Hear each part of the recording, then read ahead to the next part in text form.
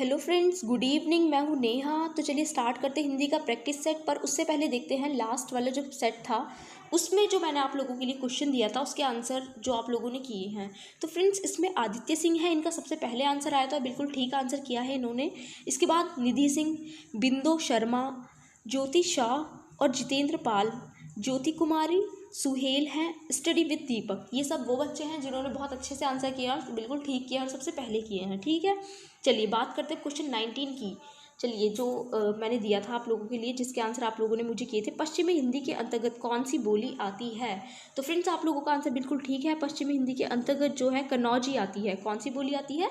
कन्नौजी। तो फ्रेंड्स कन्नौजी जो है, इसके अलावा पश्चिमी हिंदी की जो है हमारी 5 बोलियाँ हैं। ठीक है, कन्नौजी, खड़ी बोली, ब्रजभाषा, बुंदेली और हरियाणवी।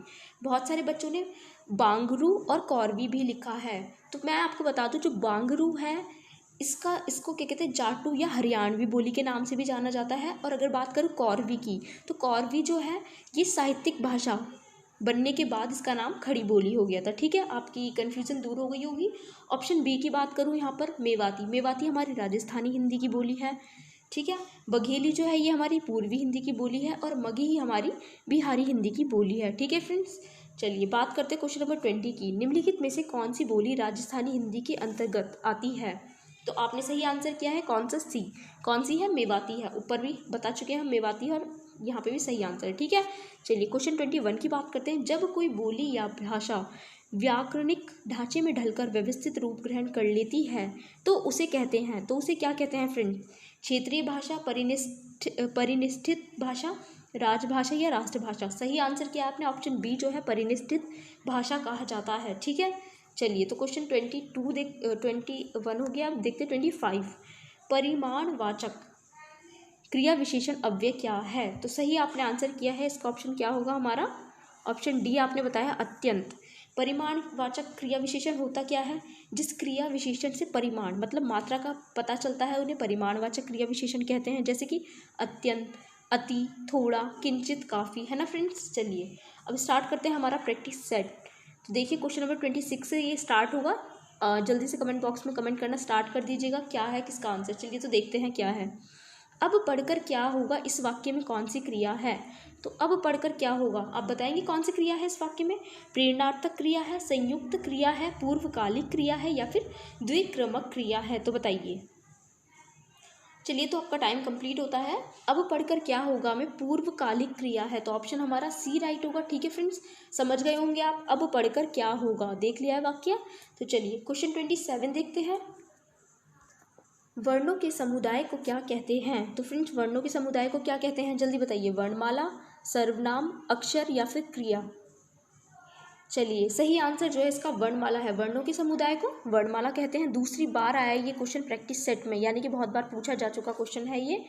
और सर्वनाम क्या होता है? संज्ञा के स्थान पर प्रयुक्त होने वाले शब्द सर्वनाम होते हैं। अक्षर क्या होते हैं? व्यंजन व स्वर के वर्णों के मेल को अक्षर कहते हैं। क्रिया क्या होती है? वह शब्द जिससे किसी कार्य के करने या होने का भाव प्रकट हो वो हमारी क्रिया कहलाती है। ठीक है फ्रेंड्स, चलिए क्वेश्चन 28 पे चलते हैं। तो क्वेश्चन 28 पर देखते हैं।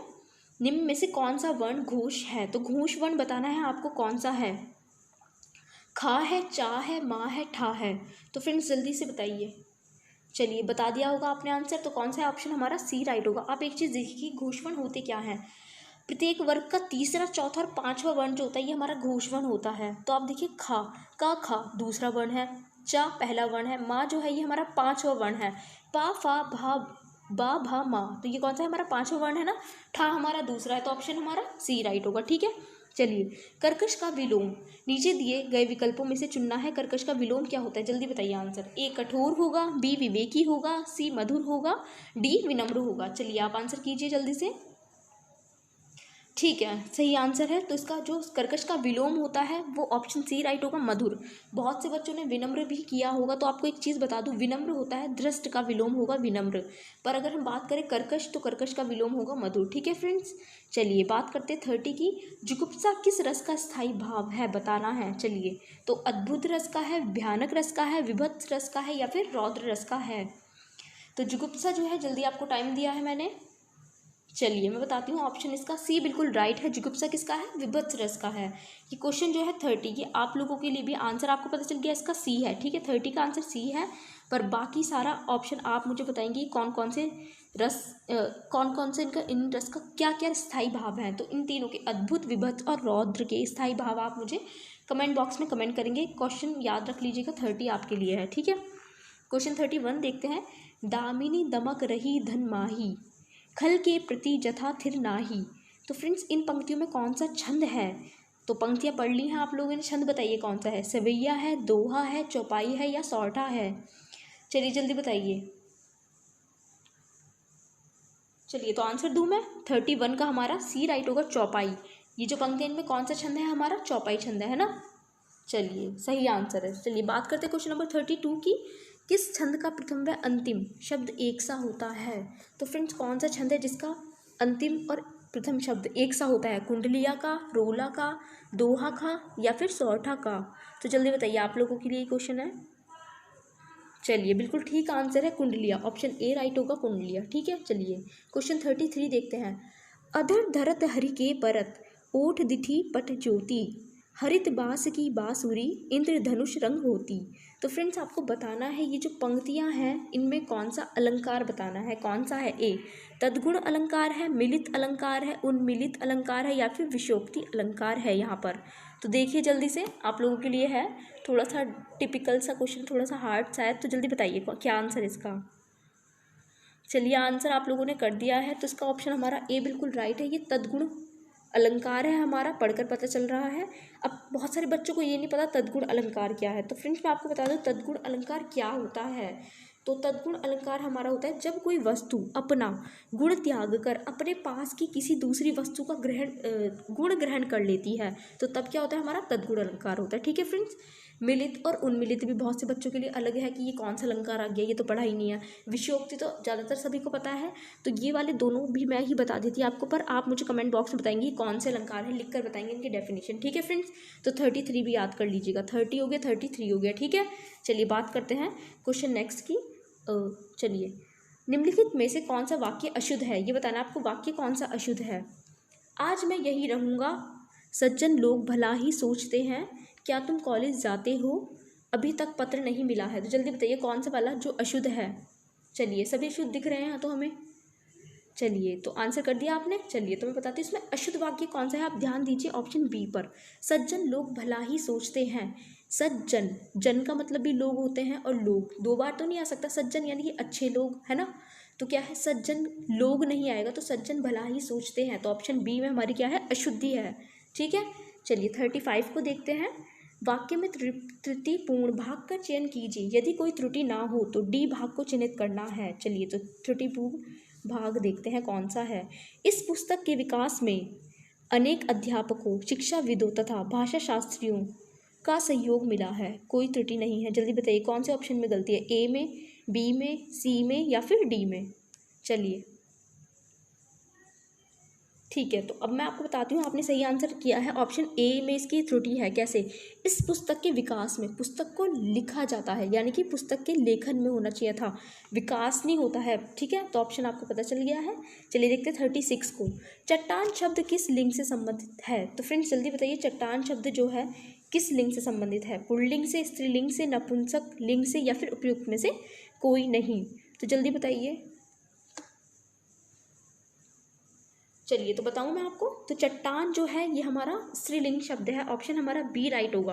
अब मैं आपको बता दूं, बहुत से लोग कह रहे होंगे यार देखने में तो ये कहते हैं पुल्लिंग लग रहा है, तो ये अपवाद है, चट्टान अपवाद है, उड़ान भी अपवाद है, ये क्या है, स्त्रीलिंग है, देखने में पुल्लिंग लग रहे हैं पर क्या है, ये स्त्रीलिंग है, ठीक है। चलिए 37 की बात करते हैं। चाकू शब्द का बहुवचन क्या होगा। तो चाकू शब्द का बहुवचन बताना है, ए चाकुएं, बी चाकुओं, सी चाकुओं, डी चाकू। तो बताइए क्या है चाकू शब्द का बहुवचन। तो फ्रेंड्स जब आप चाकू मंगाते हो, एक हो तो भी कहते हैं मम्मी चाकू दे दो, 3 4 या बहुत सारे चाहिए तो भी क्या कहते हो, मम्मी 4 चाकू दे दो। ये थोड़ी ना कहते हैं मम्मी 4 चाकू दे दो। तो इसका जो बहुवचन होगा डी ही होगा, चाकू होगा। ठीक है, ये तो मैंने इलॉजिकल ही मतलब वैसे लॉजिकल लगाया है, बट इस क्यों होगा ये चाकू। तो एक चीज़ बताती हूँ, चाकू एक उकारांत पुल्लिंग शब्द है, तो इसीलिए चाकू का बहुवचन चाकू ही होगा। ठीक है फ्रेंड्स, चलिए 38 की बात करते हैं। बच्चे बस से पाठशाला जाते हैं। ठीक है, इस वाक्य में कौन सा कारक है, तो जल्दी बताइए कौन सा है। कर्म कारक है, कर्ण कारक है, आपादान कारक है या संपदान कारक है, जल्दी बताइए। चलिए तो मैं बताती हूँ, बच्चे बस से पाठशाला जाते हैं, कारक चिन्ह हमारा से है। अब से कर्ण में भी आता है और आपादान में भी आता है, तो दोनों में से कोई एक होगा। कर्ता ने कर्म को कर्ण से के द्वारा, या तो से होगा या के द्वारा, और आपादान से, आपादान में भी से होता है, पर आपादान का जो से होता है वो अलग होने का भाव देता है। तो यहाँ आपादान तो होने से रहा, तो ऑप्शन क्या राइट होगा हमारा, कर्ण। बच्चे बस से अलग थोड़ी ना हो रहे हैं, बस से पाठशाला जा रहे हैं, है ना। चलिए, जैसे कि पत्ते पेड़ से गिरते हैं, पेड़ से गिर रहे हैं तो अलग हो रहे हैं, तो वहाँ पे क्या होगा हमारा आपादान होगा। ठीक है, चलिए 39 देखते हैं। युधिष्ठिर किस समास का समस्त पद है, समस्त पद बताना है युधिष्ठिर में। ठीक है, तो बताइए, ए कर्मधारय है, बी अधिकरण तत्पुरुष है, सी अलूक तत्पुरुष है, डी न्याय तत्पुरुष है, जल्दी बताइए। तो चलिए मैं बताती हूँ, इसका ऑप्शन हमारा सी राइट होगा, अलूक तत्पुरुष। युधिष्ठिर में जो है अलूक तत्पुरुष समास है हमारा, इसमें समास विग्रह करने पर, अगर चलिए इसका समास विग्रह करके देख लेते हैं, तो युधिष्ठिर यानी कि युद्ध प्लस स्थिर होगा, युधिष्ठिर युधि प्लस स्थिर होगा। ठीक है, तो युधि का मतलब होता है युद्ध में, और स्थिर का मतलब यहाँ होगा ज्येष्ठ पांडव। ठीक है, तो आप देख सकते हैं यहाँ पर कौन सा अलंकार है हमारा, अलूक तत्पुरुष है। क्यों, क्योंकि अलूक तत्पुरुष में जब इसका विग्रह करते हैं तो पूर्व पद की विभक्ति का लोप नहीं होता है, जैसा कि यहाँ पे नहीं हो रहा है ना। चलिए बात करते हैं क्वेश्चन नंबर अब 40 की। त्रिवेणी शब्द में कौन सा समास है, तो आप बताएंगे त्रिवेणी शब्द में कौन सा समास है। कर्मधारय समास है, बहुव्रीहि समास है, या द्विगु समास है, या फिर द्वंद्व समास है, तो बताइए जल्दी से 40 का आंसर। चलिए सही आंसर क्या आपने इसका, त्रिवेणी में जो है हमारा द्विगु समास है। क्यों, त्रिवेणी विग्रह करते हैं 3 वेणियों का समूह, 3 वेणियों का समूह यानी कि द्विगु समास। क्यों, पूर्व पद में क्या होता है, संख्यावाचक होता है, और क्या होता है इसमें समूह या समाहार शब्द भी दिखता है, तो जैसे कि दिख रहा है त्रिवेणी 3 वेणियों का समूह। ठीक है, तो द्विगु समास है। 41 की बात करते हैं। सितंबर मास में 10वां विश्व हिंदी सम्मेलन भारत के किस शहर में आयोजित किया गया था। तो फ्रेंड्स, ये जो क्वेश्चन है इसका आंसर ना आप लोग मुझे बताएंगे कि क्या है, नागपुर है, भोपाल है, नई दिल्ली है, जयपुर है, तो आप बताएंगे इसका मुझे कि सही आंसर क्या होगा। ठीक है फ्रेंड्स, सितंबर मास में 10वां विश्व हिंदी सम्मेलन भारत के किस शहर में आयोजित किया गया था, और हो सके तो ये भी बताना कि पहला विश्व हिंदी सम्मेलन कहाँ आयोजित किया गया था। ठीक है, चलिए 41 भी आप लोगों के लिए हो गया है, याद कर लीजिएगा 30, 33 और 41। ठीक है, चलिए नेक्स्ट क्वेश्चन देखते हैं। निम्न में से बताइए कि किस शब्द में द्वित्व व्यंजन है, तो द्वित्व व्यंजन बताना है किस शब्द में है। तो फ्रेंड्स सबसे पहले मैं आपको एक चीज़ बता दूं, जो द्वित्व है इसका ये व्यंजन है कौन सा, तो जब एक वर्ण मतलब जब एक वर्ण 2 बार देखने को मिलता है तो उसे द्वित्व व्यंजन कहते हैं। जैसे कि अब यहाँ पर देखिए कौन सा दिख रहा है आपको, पुनः है, इलाहाबाद है, दिल्ली है, या फिर उत्साह है। तो फ्रेंड्स ऑप्शन हमारा सी राइट होगा, दिल्ली। आधा ला और पूरा ला एक ही व्यंजन 2 बार देखने के लिए मिल गया है, जैसे कि चम्मच हो गया, पक्का हो गया। ठीक है, चलिए बात करते हैं 43 की। हल्दी शब्द का तत्सम है, तो फ्रेंड्स बताइए हल्दी शब्द का तत्सम क्या है। हरदी है, हरिद्रा है, या हल्दिका है, या हरद्रिका है, तो फ्रेंड्स जल्दी बताइए हल्दी शब्द का तत्सम क्या होगा। चलिए आप लोगों के लिए है, तो बताऊँ मैं ऑप्शन इसका राइट, तो 43 का जो हमारा बी राइट होगा, हरिद्रा जो है हल्दी का तत्सम शब्द है। ठीक है, चलिए 44 की बात करते हैं। कर का अर्थ नहीं होता है, कर का क्या अर्थ नहीं होता है। सूर्य, हाथ, किरण, टैक्स, बताइए कौन सा नहीं होगा। चलिए ये वाला भी जो है आपके लिए कमेंट बॉक्स में 44 भी और मेंशन कर लीजिए आप लोगों के लिए, कर का अर्थ नहीं होता है, ताकि आप देखें कि इसके प्राइवेट क्या है क्या नहीं है, किसका क्या अर्थ है। ठीक है, चलिए तो 44 भी आपके लिए है। चलिए बात करते हैं 45 की। आकाश पाताल के बीच लगने वाला डैश चिन्ह है, तो ये आकाश पाताल के बीच लगने वाला जो चिन्ह है कौन सा है फ्रेंड्स, आप बताएंगे कौन सा है। तो चलिए देखते हैं कौन सा ये अल्प विराम चिन्ह है, विस्मयादि बोधक चिन्ह है, योजक चिन्ह है, या फिर उद्धरण चिन्ह है। तो आकाश पाताल के बीच लगने वाला जो चिन्ह होता है इस चिन्ह को क्या कहते हैं, योजक चिन्ह कहा जाता है। तो ऑप्शन हमारा सी राइट होगा। ठीक है ना, चलिए 46 देखते हैं। जनार्दन किसका पर्यायवाची है, तो जनार्दन बताना है किसका पर्यायवाची है। राम का है, कृष्ण का है, विष्णु का है, ब्रह्मा का है? तो आप लोगों के लिए टाइम है, जल्दी बताइए। ठीक है, जनार्दन जो है ऑप्शन सी राइट होगा। विष्णु का पर्यायवाची है, विष्णु के और भी पर्यायवाची है जैसे कि विशंभर, दामोदर, केशव, पीताम्बर, है ना। चलिए क्वेश्चन 47 देखते हैं। तेजाब किस संज्ञा का उदाहरण है? संज्ञा पढ़ी है आप लोगों ने, तो बताइए जातिवाचक, भाववाचक, द्रव्यवाचक या फिर समूहवाचक? तो जल्दी आंसर कीजिए। चलिए, तो तेजाब कैसी है? ये द्रव्यवाचक है ना, लिक्विडिटी है तो आप समझ गए होंगे देखकर, द्रव्यवाचक। ऑप्शन हमारा सी राइट होगा, द्रव्यवाचक है। चलिए, भीड़ कौन सी संज्ञा है? फिर से संज्ञा का क्वेश्चन आगे बताना है। भीड़ कौन सी संज्ञा है? व्यक्तिवाचक है, समूहवाचक है, भाववाचक है या फिर द्रव्यवाचक है? ठीक है, जल्दी बताइए। तो भीड़ कैसी है? समूह, है ना। तो ऑप्शन हमारा बी राइट है, सही आंसर आप लोगों का भी। 49 देखते हैं। पर्वत का पर्यायवाची है, मतलब पर्वत का पर्याय बताना क्या होगा? भूदेव होगा, शिला होगा, शैल होगा या भूमि होगा? तो जल्दी बताइए आप लोगों, आंसर कीजिए। ठीक है, तो ऑप्शन जो है पर्वत का पर्यायवाची वो शैल होगा, ऑप्शन सी राइट होगा। इसके अलावा गिरी, महीधर, बूधर, अचल जो है किसके? पर्वत के पर्यायवाची है। क्वेश्चन 50 देखते हैं।